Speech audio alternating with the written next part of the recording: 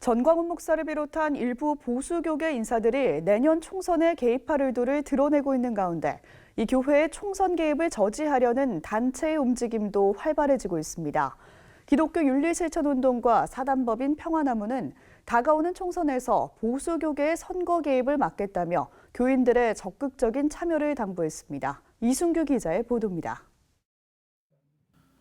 신성 모독 발언으로 구설에 오른 전광훈 목사는 광화문에서 집회를 열 때마다 특정 진영을 거론하며 하나로 뭉쳐야 한다고 강조합니다.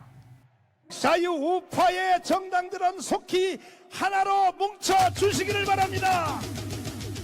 만약에 당신들이 스스로 하지 아니하면 국민혁명의 이름으로 반드시 여러분들을 제가 하나로 만들어 드리겠습니다. 전광훈 목사를 중심으로 한 일부 보수교계는 내년 4월 총선이 다가올수록 선거에 개입할 뜻을 더욱 노골적으로 밝히고 있습니다. 그동안 기독교 윤리실천운동 등을 중심으로 선거 때마다 공직선거법 위반 사례를 제시하며 노골적인 선거 개입 자제를 부탁했지만 일부 목사들은 아랑곳하지 않았습니다. 실제로 대전의 한 목사는 지난 2017년 지방선거에서 특정 정당의 홍보위원으로 활동하며 그 정당에 투표할 것을 독려해 1심과 2심에서 벌금 150만 원형을 선고받기도 했습니다.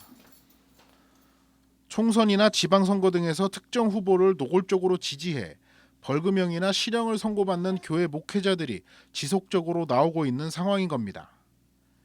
이런 가운데 내년 4월 총선을 앞두고 기윤실과 사단법인 평화나무 등 교계 시민단체가 보수교계의 선거 개입을 막겠다고 나섰습니다.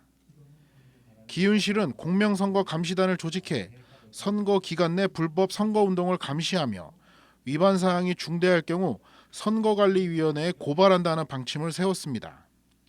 또 SNS를 중심으로 퍼지는 가짜뉴스도 선거에 영향을 미치는 경우가 많은 점을 감안해 온라인 감시 활동도 소홀히 하지 않기로 했습니다. 21대 총선이 100여일 앞으로 다가왔습니다. 총선이 가까워질수록 일부 개신교의 불법 선거운동이 우려되고 있습니다.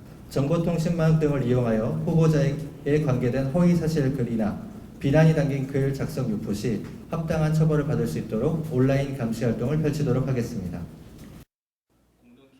한국 기독교 장로회 서울 북로의 사회선교기관인 평화나무도 다가오는 총선에서 보수교계의 선거 개입을 저지하겠다는 뜻을 밝혔습니다. 평화나무는 선거 기간 중 교회 내 선거운동이 불법이라는 사실을 깨달았으면 좋겠다며 2020년 총선에서 교회의 부당한 선거 개입이 발붙이지 못하도록 감시 활동을 펼치겠다고 말했습니다. CBS 뉴스 이순규입니다.